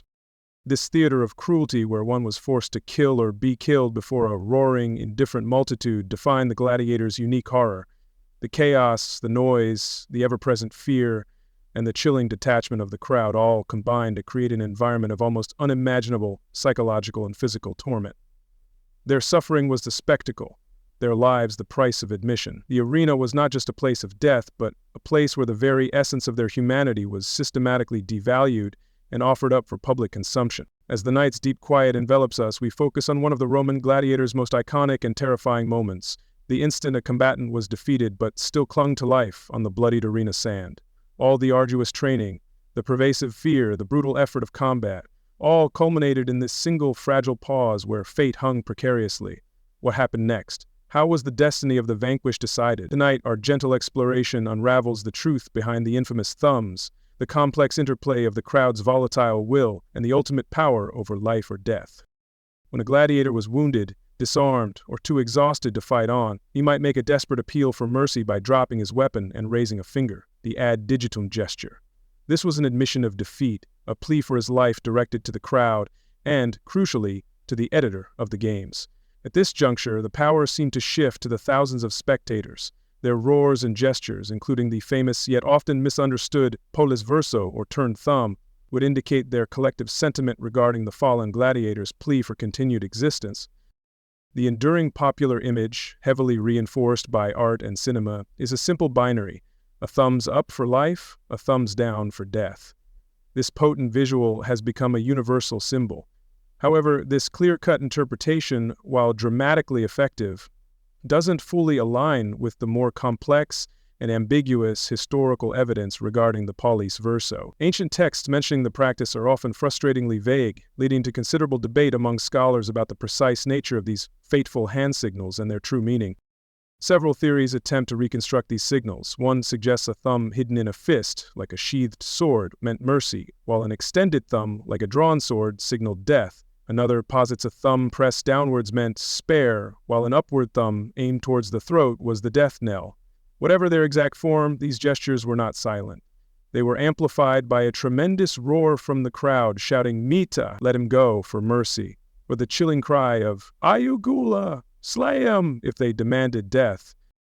Regardless of the precise mechanics, the function of the Pollex Verso was to convey an unambiguous message from the massed spectators to the individual holding ultimate authority. In the amphitheater's noisy vastness, a simple, visible hand signal, replicated by thousands, was a practical way to communicate this collective judgment. The symbolic weight was immense, a public vote on a human life, transforming judgment into a communal spectacle and implicating the audience in the grim outcome, a display of power over mortality. While the crowd's expressed desire was an undeniably powerful factor, the ultimate decision to grant missio mercy or confirm a death sentence did not solely rest with their gestures or shouts. The final, life or death authority lay firmly with the editor of the games, the sponsor of the spectacle. This individual could be a high-ranking magistrate, a wealthy private citizen currying public favor, or, on occasions when he personally sponsored or attended the games, the emperor himself. The crowd voiced its opinion, often vehemently, but the editor made the final, binding call. The editor would observe the crowd's reaction with keen interest, as their satisfaction was a primary goal, especially if the editor was a politician seeking popularity. However, other pragmatic factors could influence his decision. The cost and perceived future value of the defeated gladiator. An expensive, skilled fighter might be spared to fight another day. The quality of the fight just witnessed, the bravery shown by the loser even in defeat, or even the editor's personal whim, mood, or political calculation at that very moment could all play a significant part.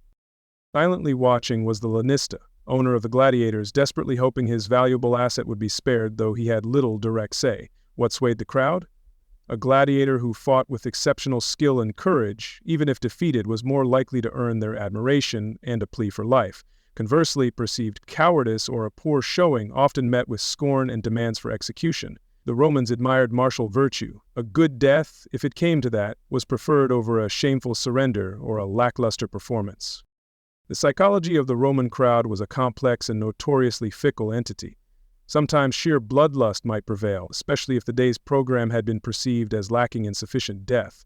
Boredom with a lackluster fight could also lead to impatience and a call for a swift, brutal conclusion. Conversely, unexpected moments of pity or genuine admiration for a particularly young, handsome, brave, or surprisingly resilient gladiator could also sway the thousands towards a surprising call for mercy. Prior reputation could also play a crucial, if unspoken, part. For the defeated gladiator lying wounded and helpless on the hot sand, these suspended moments must have constituted an eternity of the most agonizing uncertainty and profound terror.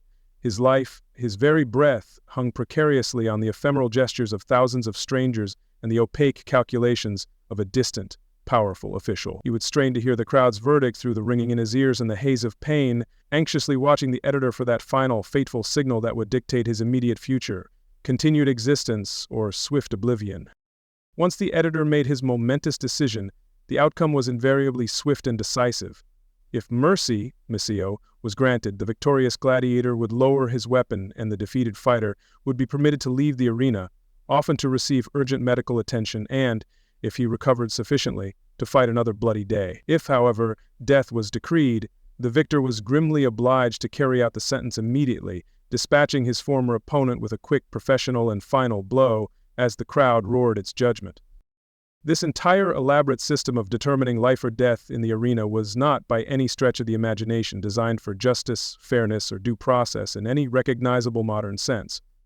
It was meticulously engineered for maximum public spectacle, for deeply engaging the crowd emotionally and politically, and for powerfully reinforcing the rigid power structures of Roman society. The gladiator's individual worth, his courage, or his skill were merely fluctuating variables in a larger, brutal equation that always prioritized entertainment.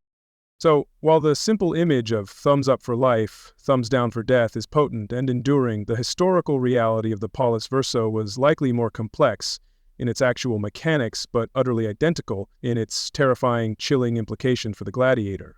A human life was publicly weighed in the balance, subject to the fleeting, volatile passions of a vast crowd and the pragmatic or political considerations of a single powerful man. The true horror lay not in the specific direction of a thumb, but in the very existence of such a system. This arbitrary power over life and death, wielded so publicly and often so capriciously, epitomized the profound and dehumanizing misery of the gladiator's brief existence. To survive brutal training and harrowing combat, only to have one's continued existence depend entirely on the fleeting mood of thousands of strangers or the calculated decision of an editor, was a unique and refined form of psychological torment. The thumbs, in whatever form they actually took, were a constant, visceral reminder that a gladiator's life was never truly their own. In these critical moments, the gladiator was stripped of all agency, a passive figure awaiting a verdict delivered by a spectacle-hungry mob and a single arbiter. His skill, his pain, his desperate desire to live, all were secondary to the grand theater of Roman power and public amusement. This profound helplessness, the reduction of a human being to an object whose fate could be sealed by a subtle hand movement or a shift in popular sentiment, was a cornerstone of the arena's cruelty and a defining feature of their suffering. This public spectacle of judgment, this ritualized decision over life and death performed before a roaring amphitheater, epitomized why it so profoundly sucked to be a gladiator. It was the ultimate negation of their humanity, transforming their most critical moments of existence into a form of mass entertainment. The uncertainty, the fear, the reliance on the whims of others, all underscored a life lived without dignity or control, a life consumed by the arena's insatiable appetite for blood and drama, making every fight a gamble with impossible odds. As the tranquil veil of night deepens around us, our thoughts drift from the deafening roar of the Roman arena to its somber, painful aftermath. Beyond the fleeting, brutal moments of victory or defeat, beyond the unpredictable judgment of the crowd, lay the stark and unavoidable reality of profound physical injury. The gladiator's body, his primary tool and weapon, was also a canvas for immense, repeated suffering. Tonight, our quiet journey explores the nature of these wounds, the primitive medical care then available, and the lingering, corrosive agony that often defined a gladiator's life. The very essence of gladiatorial combat, with its terrifying array of deadly and purposefully injurious weapons, ensured that wounds were not merely a risk, but an absolute, grim certainty for every participant. Swords were designed to cut deep, tridents to pierce and tear flesh, and heavy maces to crush bone. Even during the relentless training sessions within the Ludus, often conducted with blunted or heavy wooden weapons, the risk of serious, lasting harm remained ever present. For those who fought regularly, accumulating a dreadful litany of injuries was an inescapable part of their profession. The types of injuries gladiators routinely sustained were varied and consistently horrific. Sharp-edged cuts and deep lacerations were exceedingly common, inflicted by the slicing edges of a gladius or the wicked, hooking curve of a Thracian psyche.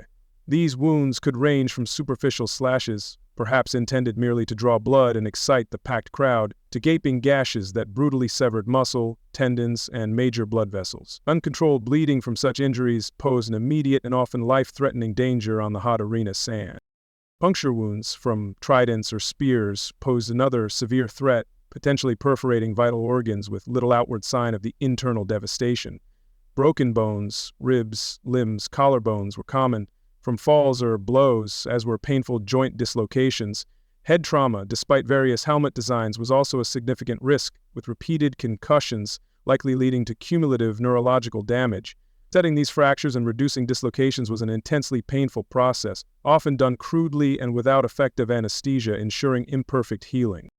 Given the substantial financial value of trained gladiators as performing assets, Lenista typically employed medici, doctors or surgeons, to attend to their injured fighters. These medical practitioners were often stationed directly at the Ludus and would certainly be present at the arena during the games. Their primary role, however, was driven less by compassionate care for the suffering individual and more by cold economic pragmatism, to patch up the wounded gladiators as effectively and quickly as possible so they could be returned to combat, and thus to profitability. Some of the most renowned physicians of the Roman world, most notably the influential Galen of Pergamon, began or significantly developed their medical careers by treating the horrific injuries of gladiators. Working with these severely wounded men provided an unparalleled, if gruesome and ethically challenging, opportunity to study human anatomy, the immediate effects of profound trauma, and surgical interventions at a time when the direct dissection of human bodies was generally forbidden or heavily restricted by societal norms and religious beliefs. The surgical techniques available to these ancient medici were, by any modern standard, terrifyingly primitive and fraught with danger. Fresh wounds would be cleaned as best as possible, often using wine or vinegar as crude antiseptics, and then laboriously stitched shut, typically with needles made of bronze and sinew or linen thread. Broken bones were manually manipulated back into what was hoped to be their correct alignment, and then immobilized using splints made of wood or stiffened linen. Amputation of a hopelessly mangled or infected limb was a desperate, often fatal last resort. Alongside these often brutal, invasive procedures, Roman medicine relied quite heavily on a vast and varied pharmacopoeia of herbal remedies, soothing poultices, and other traditional healing practices, passed down through generations. Complex plant-based concoctions drawing on botanical knowledge might be laboriously prepared and applied to wounds in an attempt to reduce severe inflammation, promote clotting, or encourage healing. Specific herbs were believed to staunch bleeding or draw out perceived impurities from the body, though their efficacy was limited. In the chaotic moments immediately following an injury, either on the arena floor or within the Ludus during training, the first to render aid might be fellow gladiators or the trainers themselves. They might attempt to stop bleeding with direct pressure or crude tourniquets. However, perhaps the greatest medical challenge and a major cause of death, even for gladiators who survived the initial combat, was overwhelming infection. With no understanding of germ theory and no antibiotics, even minor wounds could quickly become fatal due to sepsis or gangrene. For those gladiators who managed to survive both their initial grievous wounds and the subsequent high risk of deadly infection, disfigurement was an almost inevitable and lasting consequence of their brutal profession. Countless scars from healed lacerations were common, sometimes even perversely viewed as a rugged badge of experience or survival. However, more severe disfigurements, such as a lost eye, a hideously scarred face, or a permanently crippled and useless limb, could easily render a gladiator unfit for any further combat, effectively ending his career.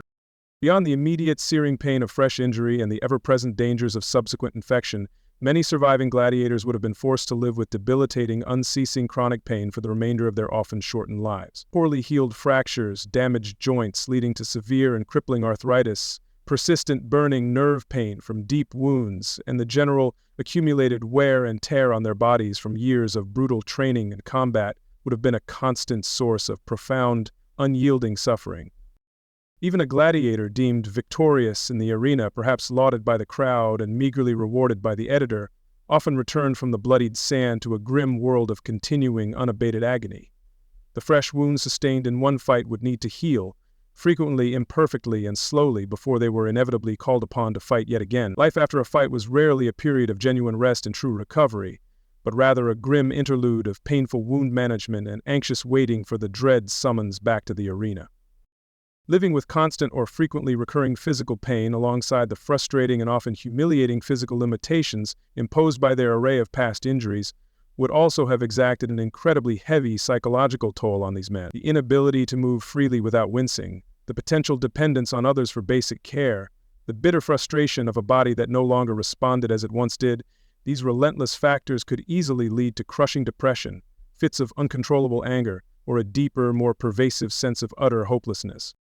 While the dedicated presence of Medici and the development of certain specific surgical skills for treating gladiatorial injuries might initially seem like a mitigating, almost compassionate factor, it is vital to remember the harsh overriding context. This medical care primarily served the cold economic interests of the Lenista and the insatiable entertainment demands of the arena system. It was overwhelmingly about patching up valuable performing assets so they could be brutally used again, not about ensuring the long-term health or genuine well-being of the individual. The gladiator's life, therefore, was not just a dramatic battle against human opponents within the confines of the arena, but also a constant, wearying internal battle against his own body's frailties, against the scourge of rampant infection, against relentless, grinding pain, and against the often severe limitations of ancient medical science. Each livid scar etched onto their skin told a silent story of survival, yes, but also of profound trauma endured. The medical art, while occasionally successful, was a small shield against the horrific tide of injuries. This relentless, brutal assault on their physical integrity, the constant looming threat and frequent reality of horrific, life-altering wounds, the ever-present high risk of deadly secondary infection, and the lifelong crushing burden of disfigurement and chronic, untreatable pain, all contribute profoundly to our understanding of why it so deeply, comprehensively sucked to be a gladiator in ancient Rome. Their bodies were not their own, but mere instruments of a savage spectacle, destined to be broken and battered repeatedly for others. As the deep stillness of the night embraces us, and we reflect on the gladiator's wretched existence, it is important to acknowledge that even within this landscape of overwhelming despair, tiny, infrequent glimmers of what might be termed success did occasionally pierce the pervasive darkness. Tonight, our quiet contemplation turns towards these exceedingly rare exceptions, the small, almost infinitesimal percentage of gladiators who manage to achieve a measure of fame, accumulate some wealth, or even gain that most precious prize of all, their freedom. Before exploring these exceptional paths, we must underscore their profound rarity. For every gladiator whose name was remembered or who tasted freedom, countless thousands perished in brutal obscurity. Success, in this context, was not about a fulfilling life, but primarily about survival, about enduring one more fight, perhaps winning enough to gain fleeting notice, or merely living long enough to even dare to dream of a life beyond the arena's deadly embrace. It was a grim achievement, always overshadowed by the imminent threat of violent death. Fame for a gladiator was forged in the arena's crucible, built upon exceptional skill, repeated victories, and a captivating fighting style that resonated with the volatile crowd. Some possessed a unique charisma or a reputation for extraordinary bravery that set them apart. Their names might be chanted, their victories immortalized in graffiti, their images appearing in mosaics or on pottery. Poets might even compose verses about their exploits, offering a strange form of public recognition for their prowess within the deadly state-sanctioned games. Yet, this fame was a deeply paradoxical state, the celebrity in chains. No matter how renowned, most remain the property of their Lenista, their lives subject to his control and the arena's demands. Their heroic public image contrasted sharply with their private reality of servitude and fear. While the Roman populace and even some elites were fascinated by their strength and proximity to death, any improved treatment within the Ludus was marginal. Their cage might be slightly gilded, but it remained a cage, their fame a fragile shield. Beyond fame, some highly successful gladiators could amass a degree of personal wealth. Victories in major games often brought prize money, and wealthy admirers might bestow gifts. This was not a consistent income, but for those who consistently won and survived, a small fortune could potentially be gathered. This wealth might buy better food, minor comforts, or the ability to bribe for privileges within the Ludus. Crucially, significant earnings offered the faint hope of one day purchasing their freedom, a difficult and uncertain prospect. The most profoundly coveted prize for any gladiator, far surpassing fleeting fame or accumulated wealth, was, of course, freedom. This was formally granted with the symbolic presentation of a rudus, a simple wooden sword or staff, which signified their discharge from service and the termination of their obligation to fight and die on command. Freedom could be painstakingly earned after a long and distinguished career of many victories, or a set number of years of survival, or it could be granted by a special decree from an editor or the emperor himself. For the octatiate, those few free men who had voluntarily become gladiators, often due to debt, surviving their contracted term was the agreed path to release. If they fulfilled their optimamentum and lived, they were, in theory, free. Receiving the rudus was a moment of almost unimaginable significance for any gladiator. It marked the end of their brutal oath, their release from the constant shadow of forced combat. It meant they were no longer property, offering a chance at a new life, however scarred by their past, a dream very few ever saw realized. What paths did these exceptionally rare free gladiators, rudiari, pursue after leaving the arena's shadow? Some, understandably, desired nothing more than to escape that violent world entirely, seeking quiet retirement if their earnings permitted, perhaps attempting to return to a former, more peaceful trade, or simply disappearing into the anonymity of the vast Roman Empire. Others, however, found it exceedingly difficult to leave. Their primary skills were in combat, and so some became trainers in the Ludi, passing on their grim, hard-won knowledge to a new generation of doomed fighters. Even for those extraordinarily fortunate gladiators who managed to achieve a measure of fame, accumulate some wealth, or ultimately gain their precious freedom, the immense physical toll of their former brutal lives remained an undeniable and permanent burden. Their bodies were living maps of past suffering, deeply etched with horrific scars from countless wounds, many of which would have been poorly healed. Chronic, unyielding pain from old fractures, debilitating arthritis in battered joints, and lingering nerve damage were common, unwelcome companions. Perhaps even more profound and debilitating than the visible physical injuries were the invisible, yet deeply gouged psychological scars.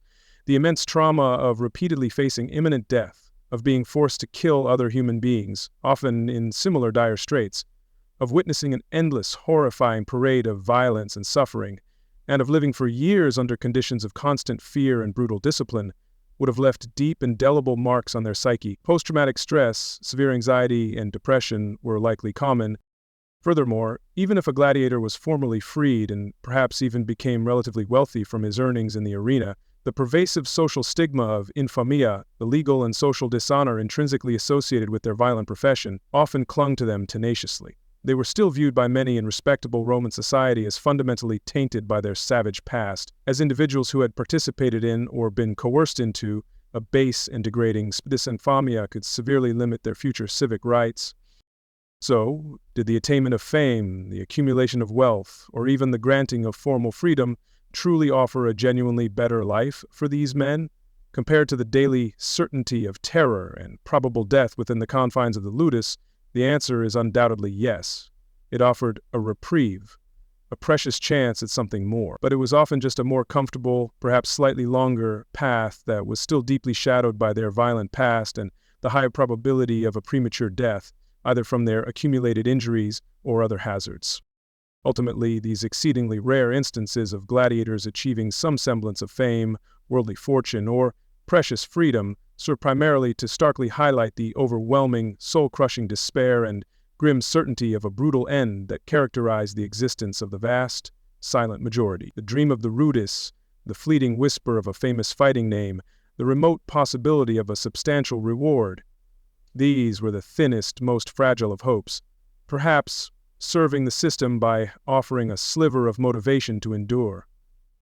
Even for the lucky handful who managed to navigate this brutal, unforgiving world and emerge with some form of tangible reward or recognition, the gladiator's life exacted a terrible and undeniable price that could never truly be repaid. The permanent physical wreckage they carried, the deep psychological trauma they bore, and the enduring social taint that often followed them, these were inescapable costs. Their stories, while offering a faint counterpoint to universal annihilation, ultimately reinforced the profound, inescapable misery of the system. Yet, the very existence of these exceptions, however statistically insignificant, might have provided a deceptive glint of hope within the Ludi.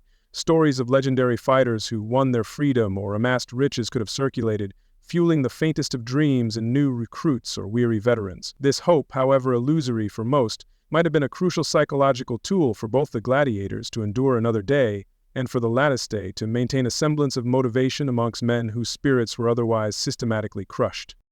In the final reckoning, any form of escape or success for a gladiator came at an almost unimaginable cost, whether it was the fleeting adoration of the crowd for a famed champion still in chains, the blood money earned by a survivor, or the precious rudis clutched in a scarred hand.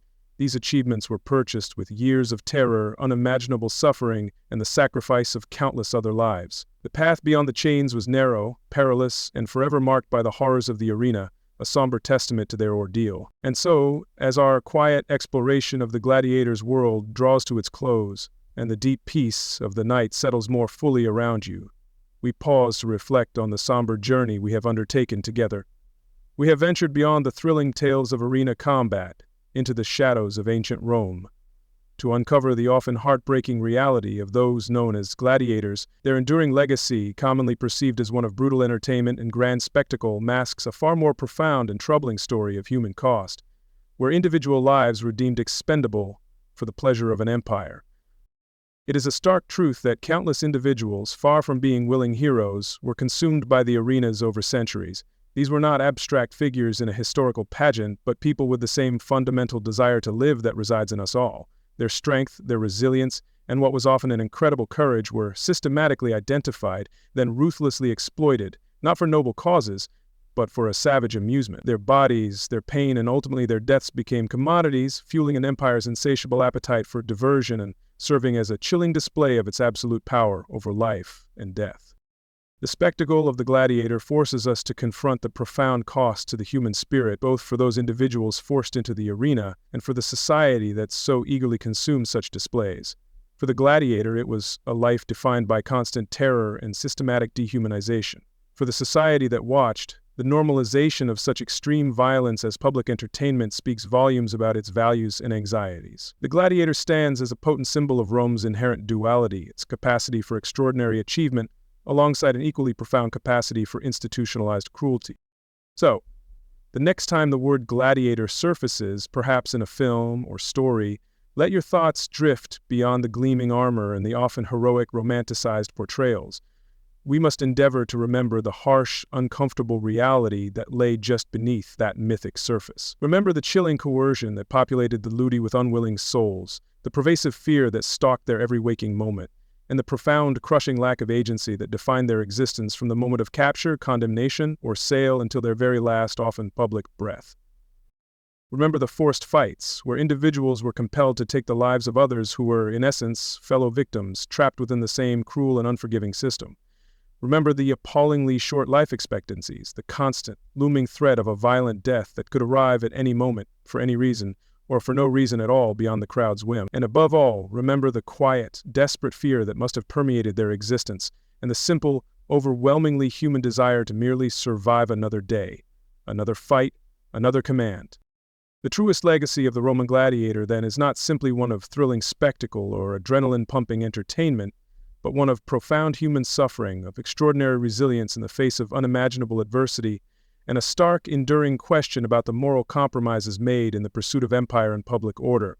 Exploring these uncomfortable truths, these boring yet vital details of suffering and exploitation, is an attempt to understand the full spectrum of human experience and to acknowledge the often forgotten voices from our collective past. Thank you for joining me on this quiet, somewhat somber journey tonight, for lending your time and your thoughts to the often overlooked human cost that underpin the grandeur of Roman glory. It has been a difficult exploration at times, but one that hopefully offers a deeper, more nuanced, and more compassionate perspective on these complex figures from a distant and often misunderstood past. Until our paths cross again in some other quiet corner of history, I warmly encourage you to keep exploring, to keep questioning, and to always seek out those uncomfortable but vital truths. Now, let these stories of the ancient past gently fade from your immediate thoughts. Allow your mind to become still and calm, like a dark, tranquil pool reflecting only the soft, gentle light of the moon. There is nothing more to analyze, nothing more to ponder for this moment. There is only the present, the enveloping quiet, and the peaceful invitation to rest deeply. Let the echoes of ancient Rome and its arenas recede into the distance, replaced by the gentle, steady rhythm of your own breath, guiding you effortlessly into a sound and untroubled sleep. Rest well,